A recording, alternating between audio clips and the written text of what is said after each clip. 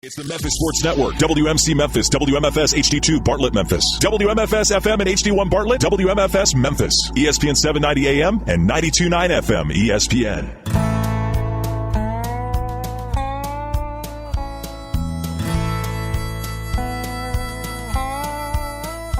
Watch the sunrise, new day's dawning, and it's calling you and me, where the mighty Mississippi flows by Memphis, Tennessee. We've got woodlands, fields, and water. Hey, there is no better way. You can find out all about it on Outdoors with Larry Ray. Make some time. Take the family, ask a friend, but don't delay. Listen up and learn about it on Outdoors with Larry Ray. Listen up and learn about it on Outdoors with Larry Ray. Good Saturday morning and welcome to another edition of the award-winning Outdoors with Larry Rea on ESPN 790 AM. Brought to you proudly by Tennessee Wildlife Resource Agency, Barton Power Sports, Sportsman's Warehouse, and Best Care Home Services. Now, here's your host, Larry Rea. Hey, good Saturday morning. Welcome back to Outdoors with Larry Rea. We're talking fishing primarily on today's show, and we do now have a new, old co-host here on the second Saturday of each month. He used to be on the fourth Saturday. Was it fourth, third, It's fourth. And Okay. now we've moved him up in the batting order. He's batting second now. So that's our good friend Bill Cooksey. And Morning, everyone. He's the assistant trap shooting coach at Harding. At Harding Academy. That's right. Demoted there. Demoted to assistant Right. coach, and happy about it. Absolutely. And happy to be with us. I just back. go to practice and work with the kids now. That's enough trouble, right there.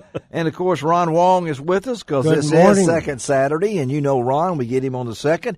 This month we get him on the second and the third because next week we do the preview to the Classic. Absolutely. Ooh. What a show. Man, I mean, Classic time. we've got some heavy hitters on. Yes, we do. It's going to be Heavy Hitters Week next Saturday, and Ron's lined them up, and we're going to be talking to them, but kind of gave you a tip this morning with a couple of Classic participants. I've been wanting to get this young man on with us for a while, and because we talk a lot about Kentucky Lake, because Bill he owns half the lake up there. He's a property owner. Well, his wife does. And That's then, right. but so let's talk a little Pickwick this morning. And, Absolutely. with one of our good friends from down at Pickwick is Clagett Talley. And good morning, Clagett. Hey, good morning, guys. So I just thought about Clagett yesterday, and I said I need to talk to him and get him on the show because I'm hearing all sorts of reports out of Pickwick, and I know Ron's never fished Pickwick before. They got a landing named after him. Yeah, It's called Ron Won't Get Out of the Way Landing. So I wish I was there. what's now. going on as we head into middle of March here at Pickwick? What's it been like for the first couple of weeks of March? It's been improving for sure.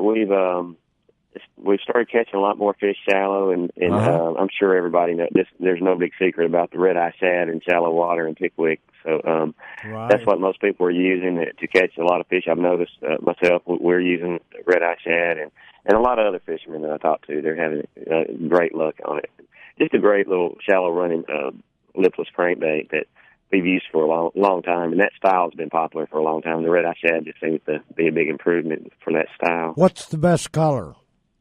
Now. This time of year, generally, I like red. Sexy shad is still very popular and easy to use. You can't hardly go wrong any time of year, it seems like. But, I like trying red this time of year for sure. Mm-hmm. And I know the water, we've had ups and downs. Today being Saturday, we're supposed to be back in the cool weather type things. Right.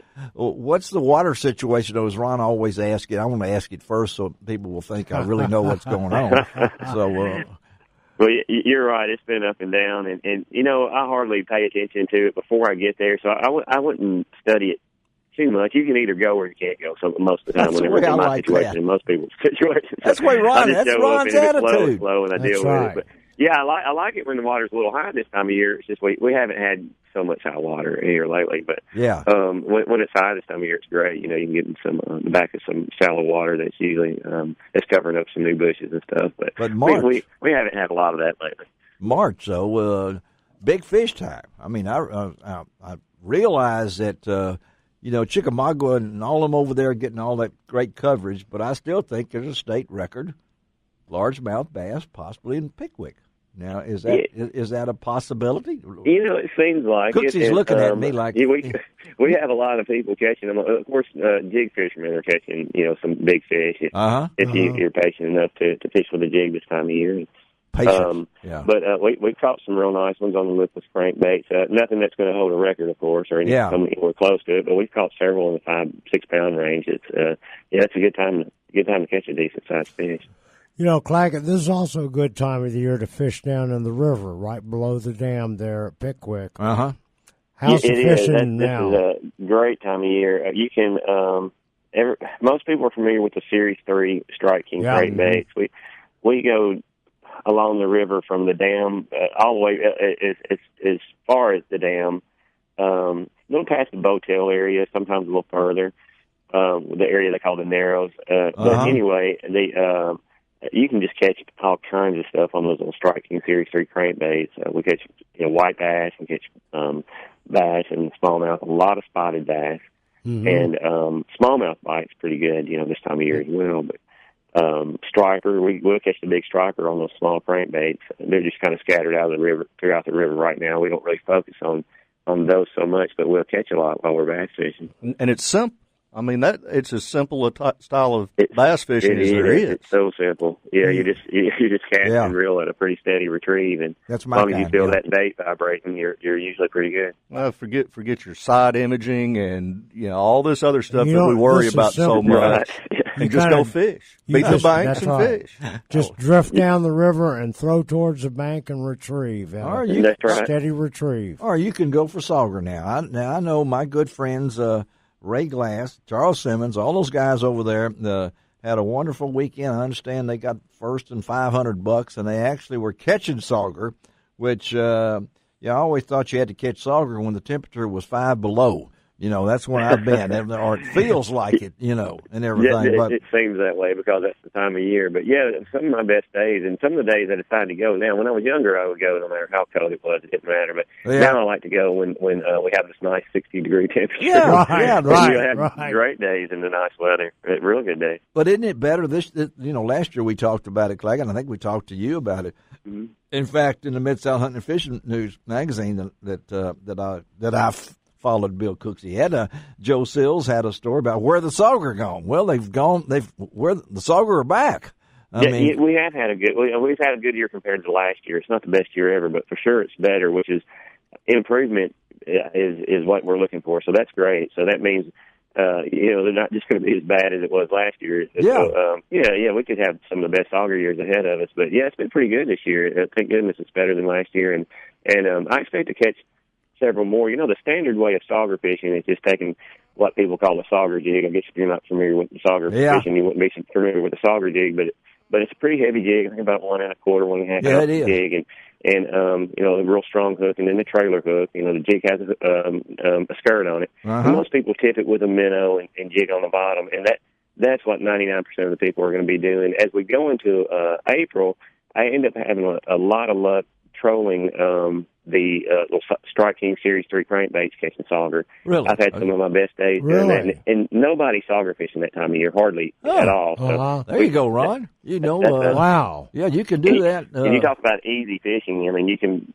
All it takes is having arms, and you can troll down the river and start catching some of these fish. And when you're catching sauger in the middle of April, you feel it feels pretty good. Well, that's why I lose baits in March. February and March, I get hooked up a lot there. That's a wonderful idea. And we got to take it now. Now you've never been sauger fishing. Never been. All right, he admits it, so that's really good. He could say, "Well, I've been once or two." No, he hadn't. Now, Ron and I have been. All right, we got a vote right here.